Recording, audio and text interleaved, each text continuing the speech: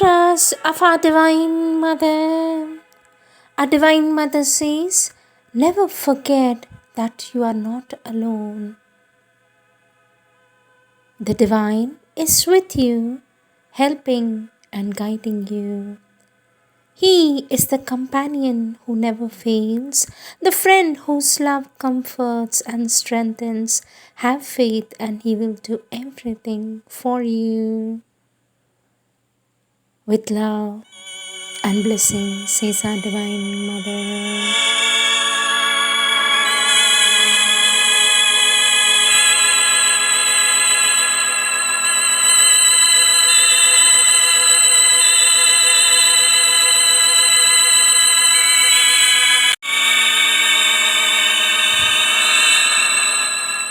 Words of our Divine Mother from the book Question and Answers, Volume 7, page 14. Question, Sweet Mother, how to learn the true delight? For this, our Divine Mother says, first of all, you must find out by close observation that desires and the satisfaction of desires give only a vague pleasure which is uncertain, mixed, fleeting, and altogether unsatisfactory. That is generally the starting point. Then you must learn to distinguish what is desire and not only refuse to do anything for its satisfaction, but reject it categorically. After a time, more or less long, sometimes very short, you find out, as the Buddha did, that the joy you experience in mastering and overcoming a desire is infinitely greater than the little transient and mixed pleasure you may get by satisfying it. And that is the second step.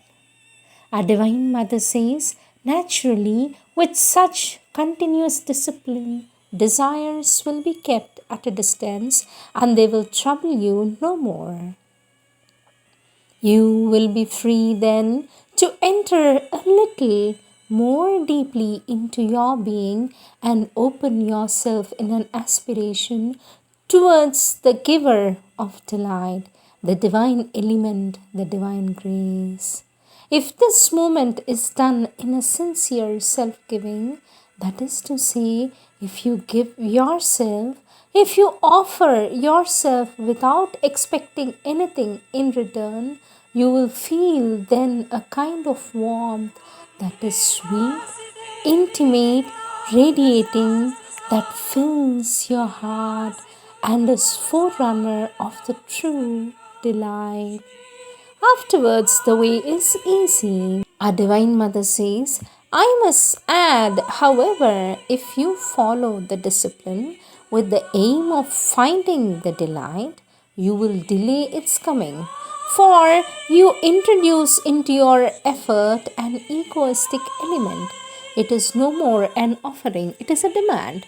Naturally, the thing comes. It will come all the same, but after much more time and much more effort than when nothing is asked for, nothing expected, nothing hoped for, when it is simply a pure self-giving without bargaining of any kind, when it is spontaneous aspiration and need, the need of being divine, that is all.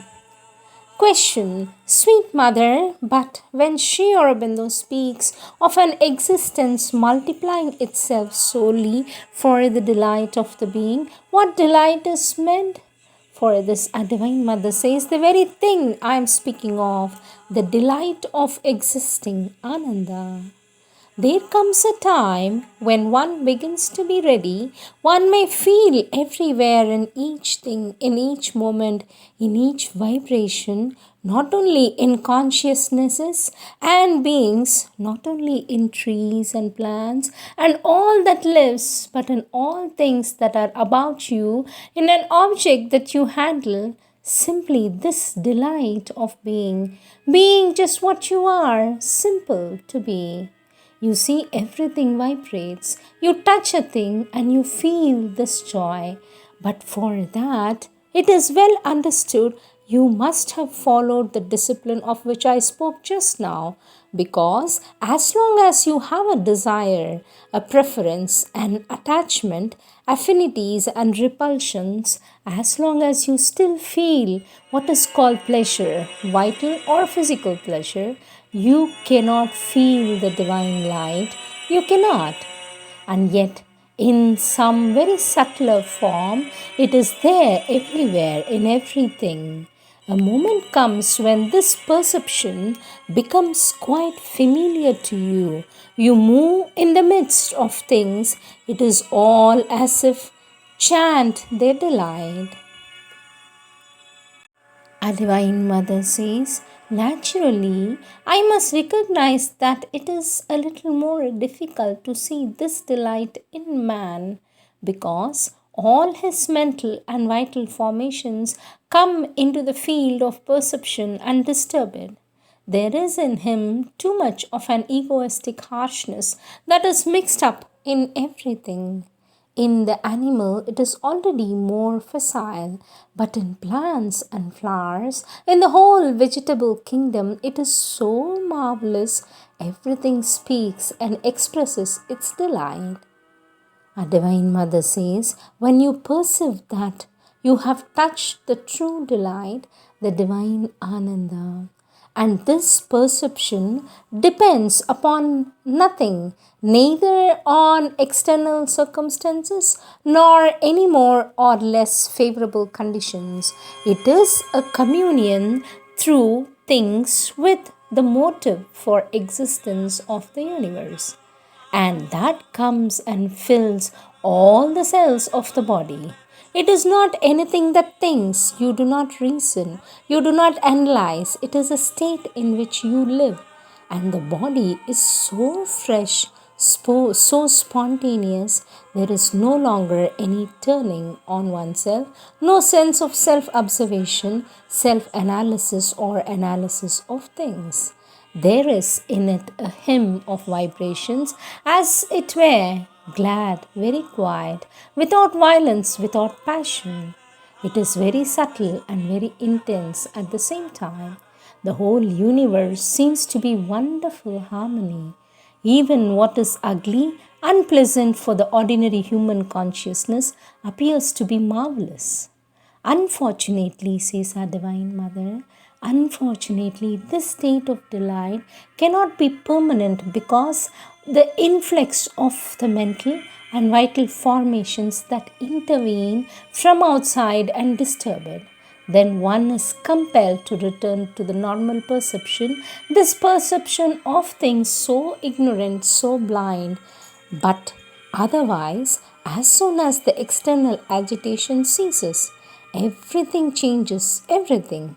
You perceive nothing but a wonderful harmony, the delight, the true delight, the divine Ananda. Quote from Sri Aurobindo's Thoughts and Glimpses. God has made the world a field of battle and filled it with the trampling of combatants and the cries of a great wrestle and struggle. Would you filch his peace without paying the price he has fixed for it? Distrust a perfect seeing success, but when having succeeded, to find us still much to do, rejoice and go forward, for the labor is long before the real perfection. There is no more benumbing error than to mistake a stage for the goal, or to linger too in an resting place. Our Divine Mother says, Sri Aurobindo writes here to put us on guard against whatever there is in human nature, inert, heavy, lazy, easily satisfied enemy of effort. How often does one meet in life people who turn pacifists because they are afraid of fighting, people who yearn for rest even before they have won it, who are contented with a little progress, making of it in their limitation, and desire a marvelous realization so that they legitimately stop on the way? A Divine Mother says, in ordinary life, it is so much like this. Fundamentally, That is the bogus ideal, that which is besotted humanity made it what it is now. Work so long as you're young, accumulate wealth and honor, be provident, lay back, make up a capital, become an official so that when you're 40 years old, you may sit down, enjoy your income, and later on your pension, enjoy, as one says, a well earned rest. To sit down, to halt on the way, no longer to advance, to sleep, to go down before time to the tomb, stop living the motive for life's existence. To sit down, to move no more. The moment you cease to advance, you fall back. From the moment you are satisfied and aspire no longer, you begin to die. Life is a moment, life is effort. It is marching forward, scaling the moment, climbing towards future revelations and realizations. Nothing is more dangerous than wanting to rest. It is in action, in effort, in forward march that you must find rest, the true rest that comes from a total trust in the divine grace, the absence of desires, the victory over egoism. The true rest is in widening, universalizing the consciousness. Be vast as the world, and you will be always in rest. In the midst of action, in the midst of battle, in the midst of effort, you will have the rest of infinity and eternity. These are the words of our Divine Mother.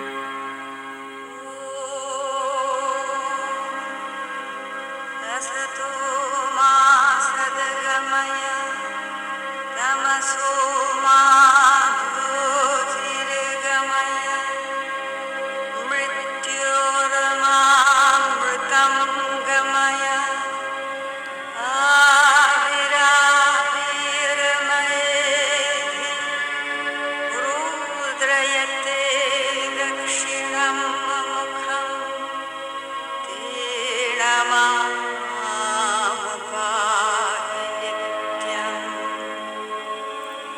सर्वस्तरतु दुर्गानि servo भद्राणि पश्यतु सर्वः सद्बुद्धिमाप्नोतु सर्वः सर्वत्र नन्दतु सर्वेत्र सुखिनः सन्तु सर्वे सन्तु निरामयाः सर्वे भद्राणि पश्यन्तु मा कश्चित् दुःखमाप्नुयात् ॐ नमो भगवते माहेश्वरी स्वाहा एतत् पाद्यं श्रीमीरायै नमः